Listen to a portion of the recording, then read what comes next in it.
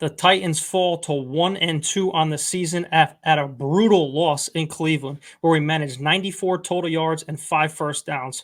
What's next for us is a Bengals surging defense in week 4. We talk about it next with a very special guest. Sammy, start us up.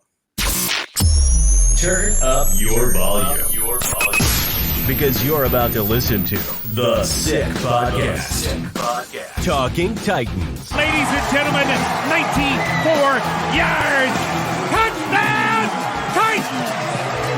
He is the baddest man in the NFL, and he just took her to the house. The sickest Tennessee Titans podcast. Sick! It's gonna be sick.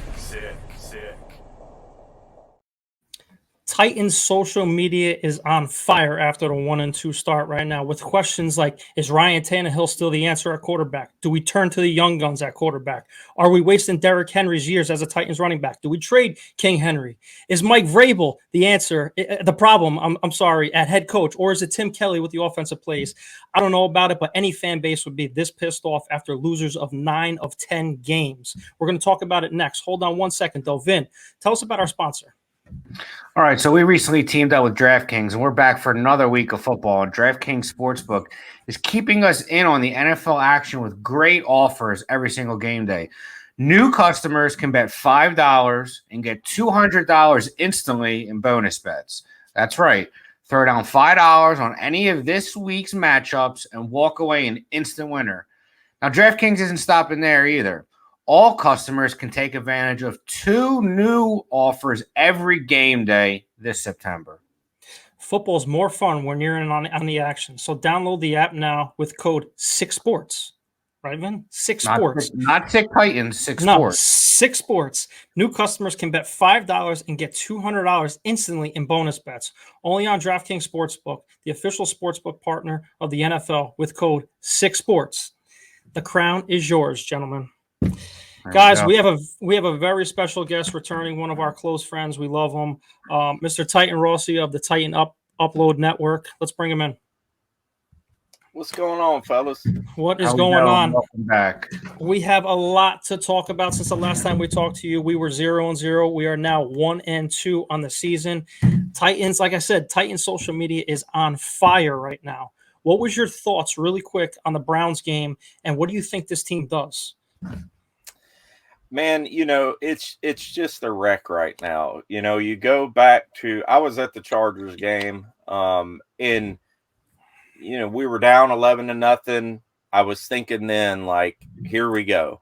And then, all of a sudden the team comes alive. There's life. There's life in Nashville. There's life in the Titans.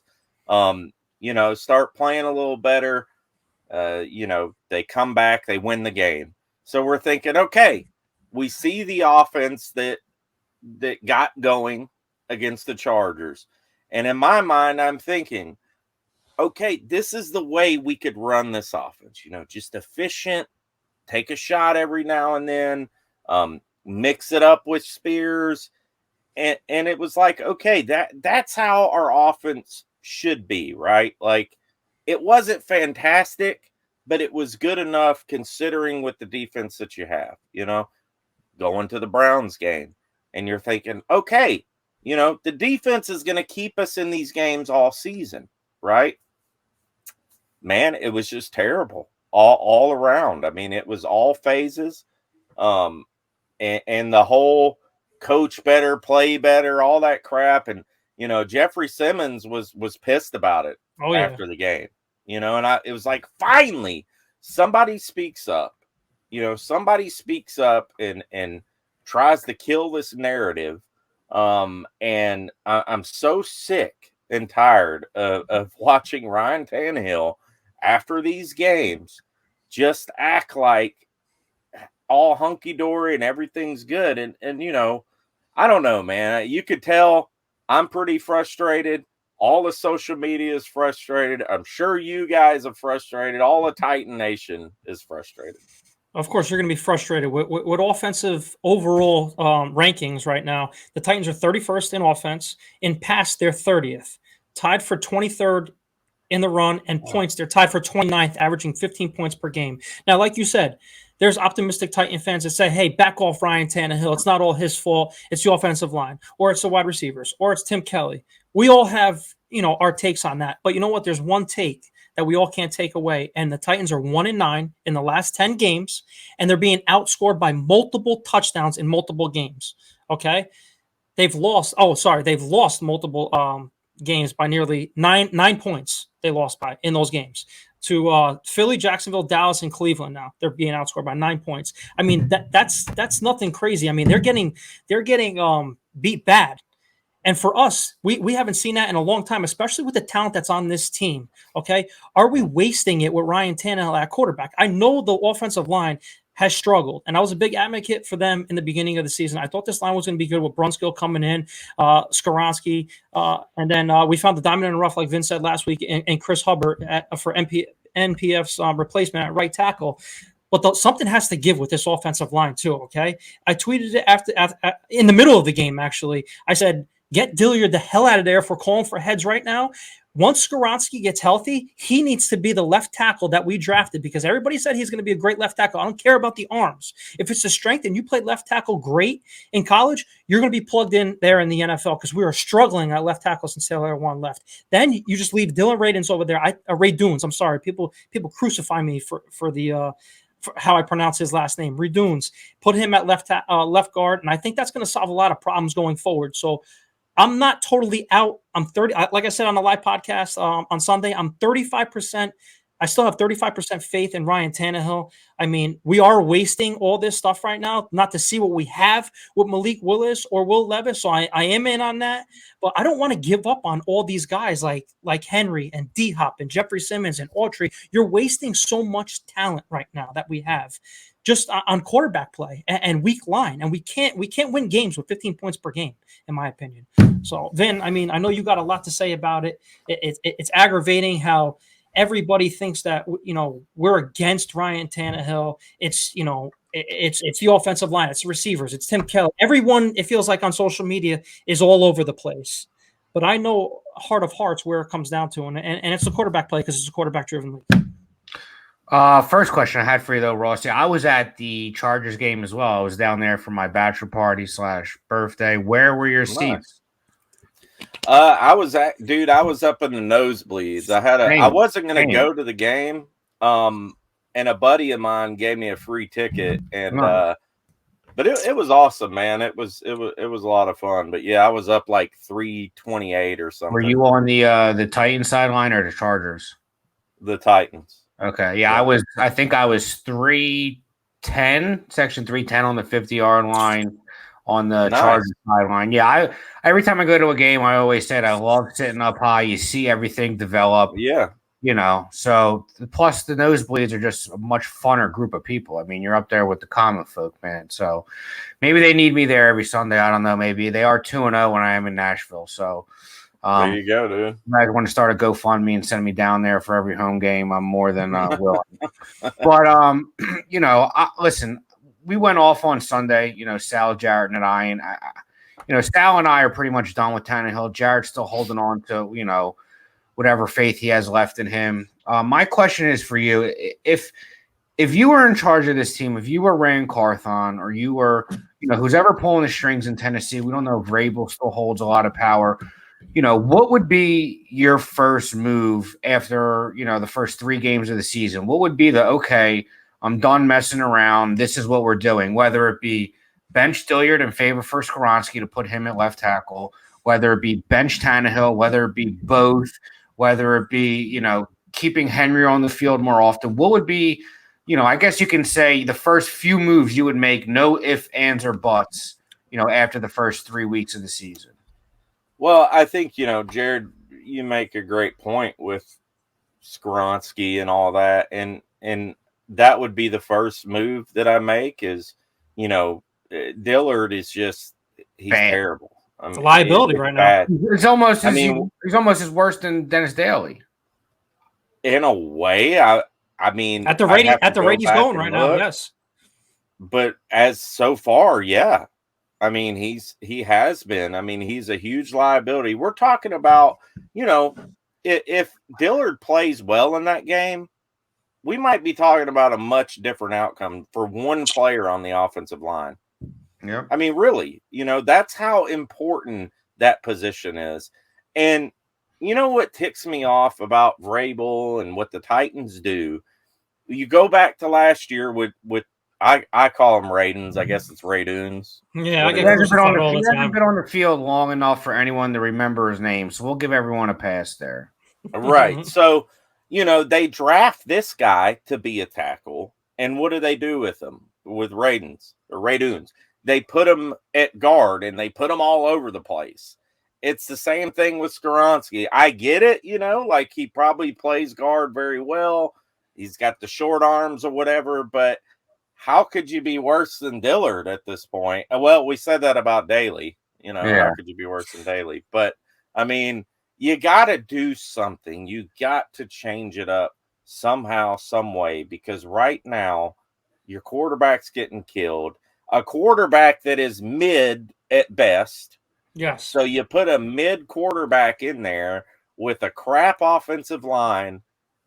I mean, what are you gonna do? You know what I mean? Like, look, I'm not a 100% Tannehill hater and all that type of stuff, and I don't think many people are. But the fact is, the guy is a mid quarterback. Exactly. We all speak facts. Yeah. He's a mid quarterback. He's not some.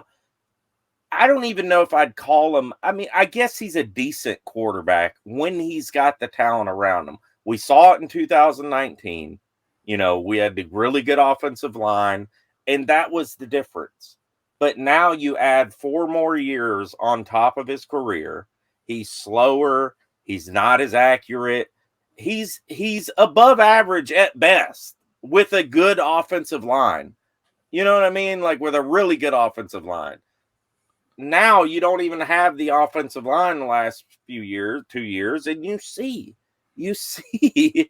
how bad Ryan Tannehill is.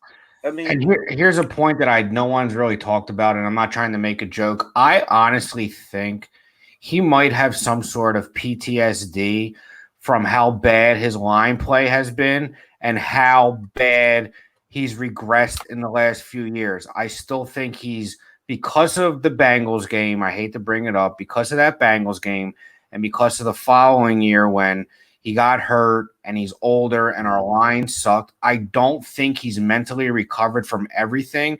And that's why you see him getting gun shy. That's why you see him getting happy feet in the pocket, throwing the ball over receivers at their feet, inaccurate. I think he has some sort of, and I'm not making a joke because I know it's a real problem for athletes, especially someone who plays the quarterback position. There's a mental block there somewhere where he can't get over the past. He's still trying to compensate for it, and he just can't do it. And I like how you brought up 2019. That's great. And I make jokes all the time. 2019 was cool. I had abs in 2019, but we're not talking about that anymore because it's 2023. Yeah.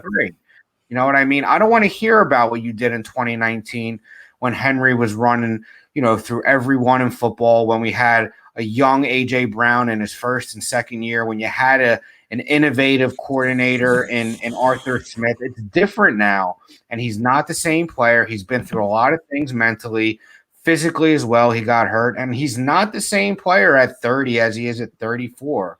And my question is for you now, Rossi, with us refusing to make a change, when we were so quick to bench Mariota after 5 games to put in Tannehill, why does it seem like there's this blind loyalty to Ryan Tannehill from our coaching staff, from our front office, from our ownership, when he's done nothing in the last few years to be worthy of this loyalty? And how frustrating is it that we have drafted a quarterback, not last year, but the last 2 years in the first 3 rounds?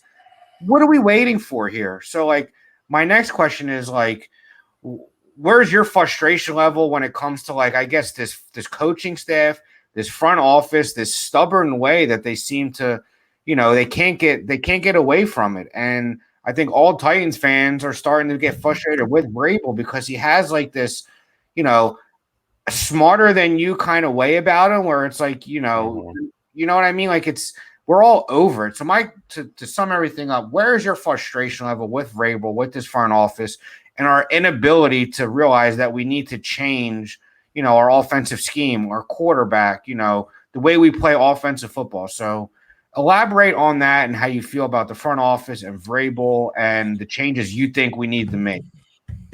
There's a part of me, I feel like they're still trying to hold out hope that like what they did this offseason was enough to keep this team at like a competitive level in the division. And, you look back at who they picked up. They picked up Brunskill and Dillard. They moved the 280-pound offensive lineman to center and Aaron Brewer, which he's been getting blown up. And it's, Lawan's gone, Ben Jones gone, Nate Davis is gone.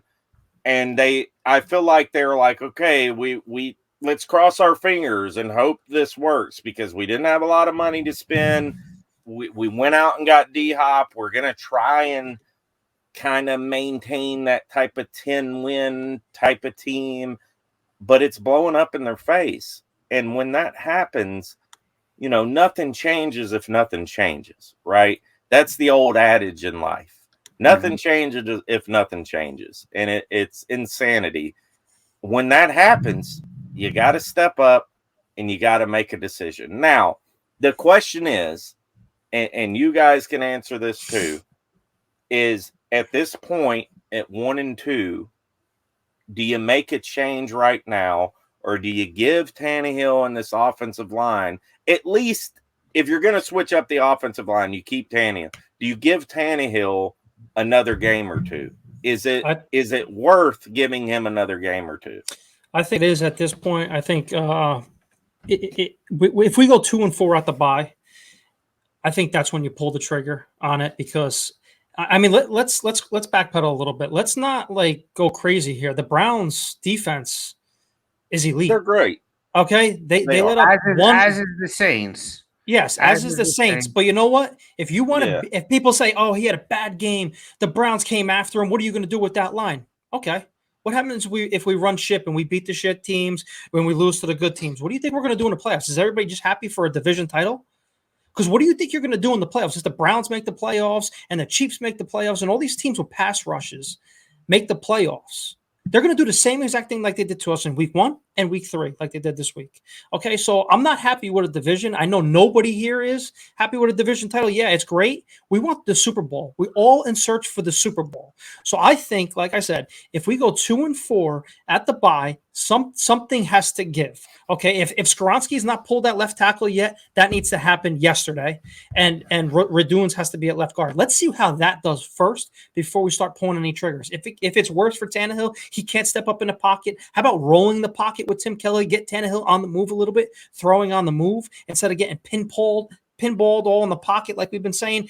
I seen a clip this week that we're gonna have to start getting videos on this podcast. I'm gonna take advantage of that myself and subscribe to that. That was my mistake. But there was a video online where Tannehill was standing in the pocket and he could have stepped up in the pocket and ran or stepped up and threw it. He just sits there and just gets sacked. He's shell shocked. So that there's a lot to do with it. I mean, with a mobile quarterback and a young quarterback and Will Levis and Malik Willis. So I was not gung ho about it in the beginning of the season because I loved Ryan Tannehill. He did a lot for us. I still love him, but you know what? It's hard to see now that I say that this castle that we had and we thought we had the Super Bowl title in that season where we lost to the Bengals, I felt like we were at the top of the mountain, and to see everything possibly starting to crash down, it's giving me like 2014 vibes, and it's going to break my heart, and I know it's going to break everyone's heart because if everything collapses before we get into this new stadium, I don't know what's going to happen. But I don't think Amy and Ran and Mike are going to let that happen because you don't want to go into a brand new stadium with a shit team. I'm sorry to say it. So I don't think there's going to be total rebuilds. I think there's going to be mixes and matches. But if they don't, put it this way. Like I said, 2-4, you pull Tannehill to see what you have. If Malik's the next guy up because he's proven it, if he can't get it done 4 games and you don't like it, pull him out and waste this year. Put Levis in. If he can't do it, there's a loaded draft class coming next year. I don't want to get too far ahead of ourselves. Vin, I'll get your answer, and I want to try to touch on a little bit of the defense too. I mean, I don't think they'll bench Tannehill yet because they still, for whatever reason, believes he gives us the best chance to win. They have this blind loyalty towards him, but the real reason is this whole division seems wide open now. I mean, Indy's 2-1, first in the division. I don't think anyone really thinks that they could win the division. I think most people think it's probably going to be the Jags, or if not the Jags and us. So they look like crap too. Internally, I think the Titans organization still believes they can win this division, and Ryan Tannehill is the best quarterback we have to win that division. That being said, if I was in charge of it, I would have pulled the trigger. I would have made the announcement on Monday. I would have said, we're moving forward with Malik Willis. His ability to escape the pocket and use his legs gives us the best chance to win until we get our offensive line figured out, which has been a rotating door of trying to plug in different players at different positions that they don't usually play in to figure it out. I agree with you, Rossi. We're drafting players at their position and playing them at something else other than what they're most comfortable at, which I don't get. I think it only adds to what I said earlier about Vrabel thinking he can outsmart everybody. And at the end of the day, you're not outsmarting anybody but yourself when you refuse to change. I couldn't agree with you more. Doing things over and over and over again and expecting a different result is insanity. I would move on. I would give him a week, 4 to 6 games to see what he could do. If that doesn't work, then you go with Willis. And if you don't like what you see in him, like Jared alluded to, this quarterback class is loaded. And I don't want to, sound too crazy because you know how Titans fans are. We'll win this week, and everyone will be back on the bandwagon. You know what I mean? Yeah, of course. We can win the division. We can make a run. Tannehill's not that bad. He's shown signs, but that's all he really does now is he just shows flashes once in a while. That Chargers game was an anomaly. One, their defense sucks. Okay, they've let up 1 million points to the Dolphins, 1 million points to us, 1 million points to the Vikings last week. Their defense sucks, and it's not like he had a game where he was sustaining drives and he looked impressive on multiple drives. It was a few big chunk plays. The long throw to Treylon, the long throw to Chris Moore. Other than that, it was a lot of the same with him. Him getting happy feet in the pocket, getting pushed back into the pocket, and refusing to move east and west to get out of the pocket. I'm very much done with Tannehill. I would almost rather us be really bad with these young quarterbacks and go 4-13 or 5-12, as opposed to going 7-10 with Ryan Tannehill, and you're going to be stuck in the same middle of the draft in the middle of the a mid-round pick in the first round. If you're going to be bad, then be bad. And I just feel like Vrabel has such a competitive spirit and believes in himself so much and his philosophy. He refuses to change if he thinks the end result will be us picking in the top 5. But sometimes you need to take a step back to take a step forward. Look at the Bengals, how bad they were forever. They get Joe Burrow. They were a few plays away from winning the Super Bowl. They almost went to the Super Bowl again last year. I mean, sometimes you need to have that sacrifice to be able to gain those 10 to 15 years of having a franchise quarterback. And I think as long as Vrabel's here, he refuses to do that. And I'm not saying I'm calling for his job, but the proof is in the pudding. He's 1-9 in his last 10. He refuses to change. And what frustrates me is how much Titans fans love Mariota. And we were so quick to bench him. Not saying he didn't deserve it, but why are we so quick to bench him, yet we're giving Tannehill chance after chance after chance after chance after chance when he has shown us absolutely nothing to deserve it? You know what I mean? So long answer is what I just said. The short answer is I'd move on from him. Give him a week, 4 to 6 games, see what he can do. If you don't like that, give Levis a sample size. If you don't like that, go get your guy in the draft. We still have young talent in Skoronski, in Simmons, in Burks, who I'm getting frustrated with too at his drops. But you have this young talent right now that I still think you can build around for the future. You know, if you have to move on from a Henry, from a Byard, it would suck. But at the end of the day, if you could pick up some draft capital, keep in mind we only have 4 picks this year. If you can pick up some draft capital, try to start over a little bit and go get your guy, I'm all for it. I'd much rather that than go 6-11 or 7-10 and be stuck in that same position we were in last year. Listen, we're not advocating nothing for a losing season. We're just trying to look forward to the future for this team right now. But like I said, we could beat around the bush with Tannehill and the quarterbacks all damn day long because it's just a quarterback-driven league. So at this point, I want your take. I want to switch over to the defensive side of the ball because, yeah, our front and our line is very good. But you know what? The secondary is hot garbage right now. We're getting torched every single game. Fulton was targeted with a perfect passer rating this week. Sean Murphy-Bunting has been the highlight of our secondary so far. So what do you guys think about the secondary? And hopefully Caleb Farley comes back and plays a key role that we really needed him to do as a first-round pick. What's your thoughts on the secondary and the defense, guys? I mean, they got to get it together, man. It's becoming a liability, that word again, and you would think they should be pretty decent, right? I mean, with Bunting playing the way he is, and look, with Christian Fulton, man, it's so hit or miss with that guy. He's either playing well or he's getting torched. And you got Hooker back there and you got Byard. Do you think these guys would be playing much better than they are? And I don't know what it is. I mean, the pass rush wasn't great last week either. No.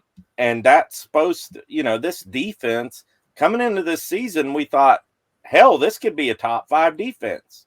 I mean, look at the roster they have. Look at the names. And they should be. I mean, at least like a top 8, top 10, but they're 28th against the pass, which is awful. Deshaun Watson, I knew it would be the game that he comes out and first game in, 2 years or however long it's played, we're going to make him look, awesome. And man, I mean, you got Cincy coming to town. I've heard some things that is Burrow going to play, or is that up? Burrow. He played last night. And he looked halfway decent. So, I would assume unless he had a setback, then he's going to play. Yeah. He's one of those quarterbacks, and, they got Jamar Chase, they got Higgins, Boyd, Mixon. They're a dangerous team for us. They beat us 3 games in a row. They have our number. I'm not feeling good about this game. Granted, the Bengals are 1-2. They've definitely had their issues. If there's one game where you could get the running game going, it's this game. They're like 30th against the run. But back to the defense, they got to step up this game. They got to step up, put the pressure on Burrow. He's got like 2 bum ankles, I think. So you got to do something, man. You got to step up and put pressure on them, because if you're not getting pressure on them, we've seen for whatever reason, this Titans secondary is just not getting the job done. And if we're not getting pressure on the quarterback, we're getting torched with all these huge X plays, just like last season. The defense has, sorry, Vin, real quick. The defense has, in my opinion, lacked discipline versus the past couple of years, because that's a good word. They're jumping things. They're kind of not being aggressive like we've seen. Now, Jim Schwartz, I don't know if he was the key factor to that and him leaving and going to Cleveland. I don't know. But Deshaun Watson in the second quarter or third quarter, where it was, he made a stupid play and it was 2nd and 26, second in California, like I said. And then the next play, as an offense quarter, just going to throw it up. And it's on Christian Fulton, and they get the PI. No discipline here. They're going to either try to do that, or there's going to be a draw or a screen. There's only 3 options right there to try to get that chunk yardage back. And it's just horrible all the way around on that.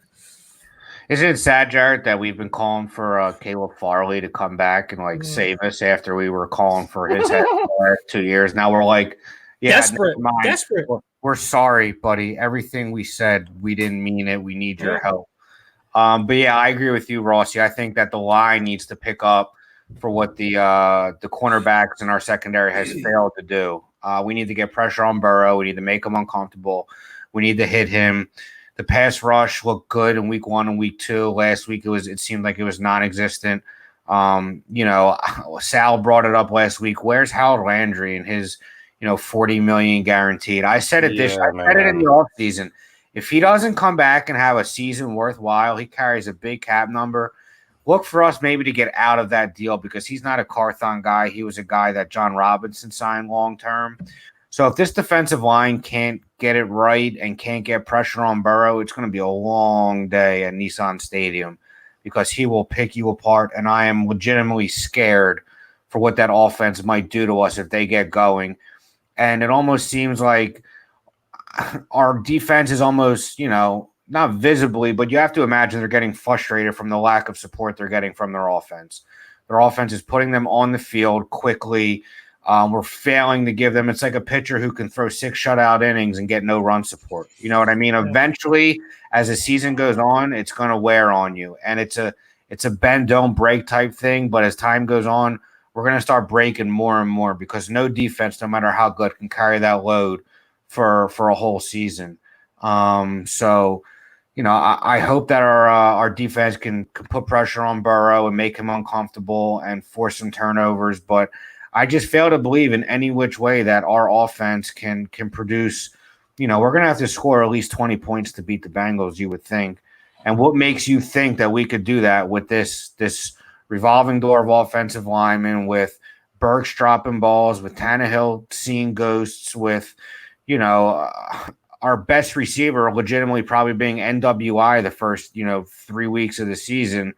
Like, their Chig is non-existent. Like, what makes us think that, we can keep up with this Bengals team? But like me and Jarrett and most Titans fans, Sal, we always say this team is so predictable where we'll lose games we're supposed to win and win games we're supposed to lose. Would not surprise me at all if we somehow came out and shocked the world and turned the narrative for one more week. That's just what the Titans franchise loves to do. But it's a week-to-week league. But I think no matter what, I think the narrative for me is completely changed when it comes to Tannehill, and I don't see it going back. I'm done with him. I want to see what we have in these young guys. And what frustrates me is it's not like we have a 5th or 6th round rookie that, like, okay, probably not going to be the future. You drafted 2 guys in the first 3 rounds in back-to-back years. What are we waiting for? What needs to happen for them to get playing time? Because last year it seemed like it took Tannehill, getting hurt for Malik to come in. And then we were so scared of, what he was going to do that we went out and picked up Josh Dobbs off the street. So, like, what are we waiting for? What do we need to happen for these 2 young kids to get a chance? So as far as, I know I went down a rabbit hole there, Jarrett, when you talking about the defense, long and short of it, we need to put pressure on Burrow. This pass rush needs to show up Sunday. Otherwise, it's going to be a long day in Nashville where if they get going and we get down early, we're talking, 14-0, 17-0, it's going to get ugly fast. Speaking of pass rush, guys, I don't know what needs to happen more. Like you said, we need to pressure him. But you know what? Why isn't Caleb Murphy active in games? He's been inactive 3 weeks in a row. Why? We need a spark. Why isn't he not in the field? He has 4 sacks in the preseason. He had 29.5 sacks in college last year, broke records. How isn't he not on the field and being active on our front? I just don't get it. But listen, I mean, we need a spark at home, and hopefully it happens. We're not going to give our predictions, me and Vinny, today, because we do another podcast later on in the week with Sal. We're going to do game picks and all that stuff. So just so we have you on right now, I would just like to see a prediction from you. Is it too early in the week? Do you do it on your show? Do you want to save it for your show? I just want to throw it out there to you.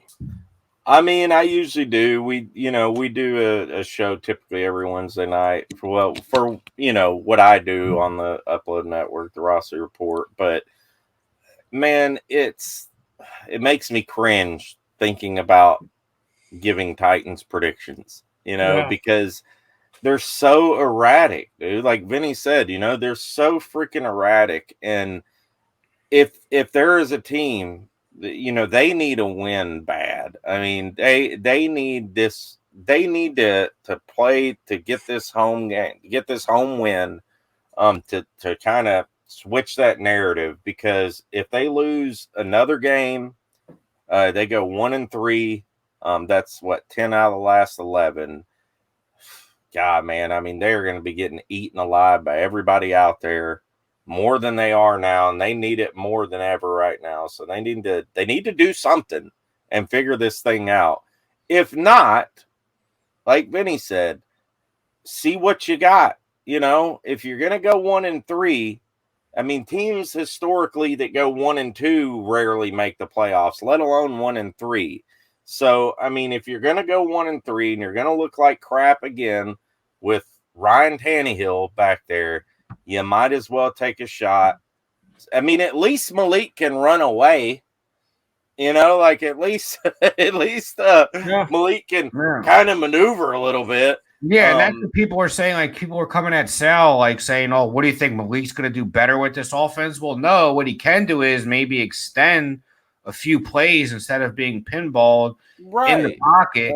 Let this kid try to do what he does best naturally, and that's extend plays with his legs. So, Russell, you get as much heat as the right way. Do you get as much heat on your show and on Twitter as much as we get heat about the quarterbacks? Oh, dude. I mean, it's just realistic. We're just stating facts, and I understand. I got chastised for criticizing Ryan Tannehill week 1. The people telling me I was joining the train and calling him garbage. Never called the guy garbage ever. And I got a lot of respect for Tannehill. I do. You know what I mean? Of course. He came in, helped turn his franchise around, and he played well then. But he had great people around him. He had a great offensive line. But beside the point, he played good. My thing is, look, I'm gonna go week by week. Same. If you play good one week, okay, good job. You did your job. Oh, let's go to week 2 with the Chargers. Like I was saying earlier, everybody's so just incredibly like, oh, Tannehill, this. He had 2 touchdowns. Like, it's not like he was freaking, Joe Namath out there and he went and just lit it up. Like, okay, yes, he did good. He did his job. He's making $34 million this year to do it. So right. Like, you shouldn't have to pat him on the back when he does his job. He had an above average game. He did well. He made some plays when it counted. You know what I mean? But let's not act like this guy is just some insanely great quarterback. I get the loyalty. I do. I get the loyalty from certain fans and things like that. But at the same time, man, this is the NFL, dude. Like, this is how we want it is. Consistency. We want consistency from the quarterback. That's all we ask. Right. And we've seen this inconsistency for how many the past couple years now, and the proof is right there. What more do you want? I've said it before. I would have been willing to move on from him after we lost the wild card game to Baltimore. After the year we went to the title game, I think that was peak Tannehill, and you weren't going to get any better after that.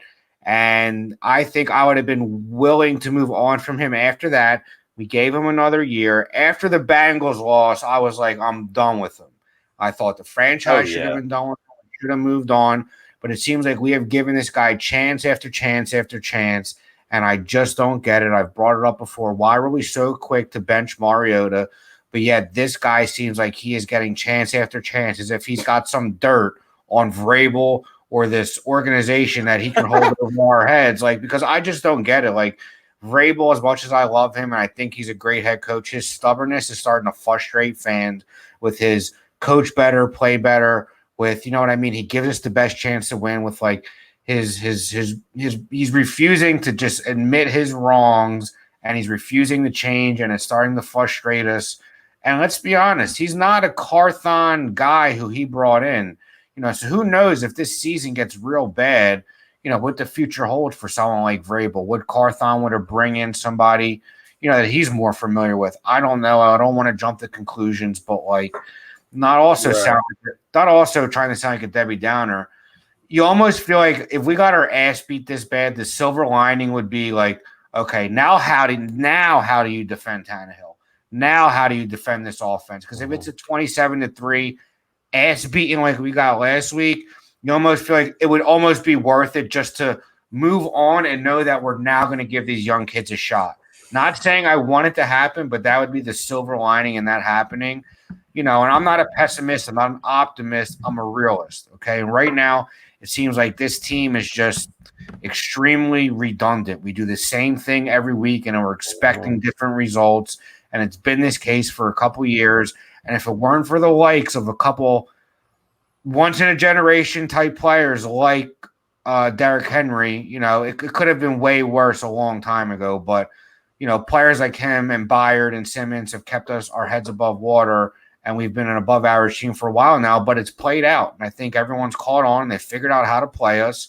And listen, why wouldn't you stack the box against us? Go ahead. Let 17 try and beat us. Have a field day with it, okay? Because if he's going to throw for 300 yards, he's going to earn that shit, okay? So I'm going to stack the box. Your 30-year-old running back in year 8, that's cute. Your little running back at a Tulane, that's cute. I'm going to stack the box, and I'm going to make 17 beat us. And if you beat us, then congratulations, but you're going to have to make 17 do it. That's the formula against our offense now, and I think, I don't see it getting any better for us. So, we keep refusing to change, and I'm going on a rant again. I feel like I'm filling in for Sal now with these rants, but I'm just over it, man.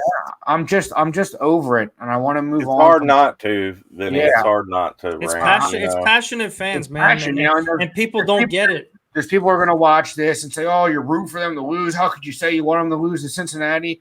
Well, we're not making a run at this thing. I want to see if it gets bad early on what these young guys have, and I'm not crazy for thinking that because it's not a 5th or 6th or 7th round guy. These are 2 kids who were highly touted out of college, who were drafted in the first 3 rounds. Let's see what they got, okay? Because why are we going to wait until next year maybe to see what they have? When if they don't have what it takes, this is the year then to go get your guy, your Caleb Williams, your Drake May, your Quinn Ewers or whatever his name is, your Sam Hartman, your Spencer Rattler. I mean, the list goes on and on. Your boy from Florida State. Jordan Travis, baby. Go Noles. Yeah, so, I mean, listen, I want to see what these young guys have because if they don't have what it takes, then this is the year to go get your guy. And in order to go get your guy, you're going to have to be picking pretty high. So, not that I'm wishing for us to be bad, but we got to figure out what these young kids have because if they don't have it, then we're going to be stuck in purgatory for a long time, Listen, guys, we can go on and on and on about this, but yeah. Until we're as blue as Rossi's background in the back of him. So I'm going to wrap things up tonight. It was a great show. Rossi, we love having you on.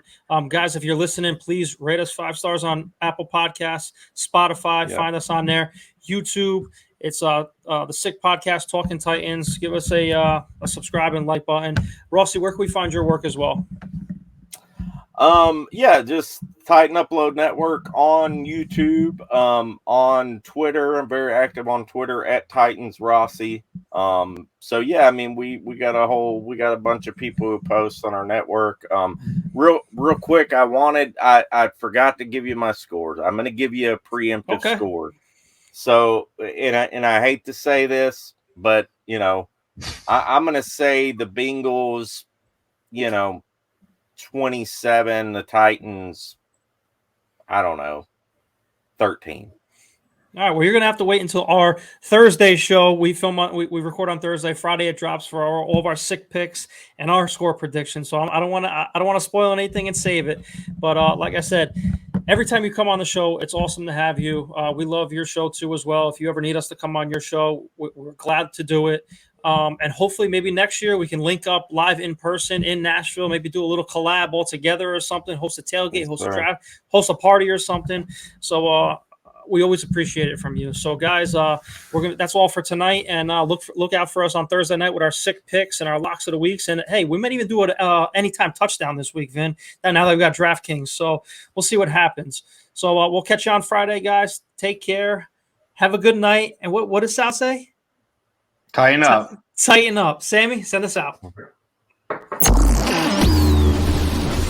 And that's a wrap. Hope you don't miss us too much until next time.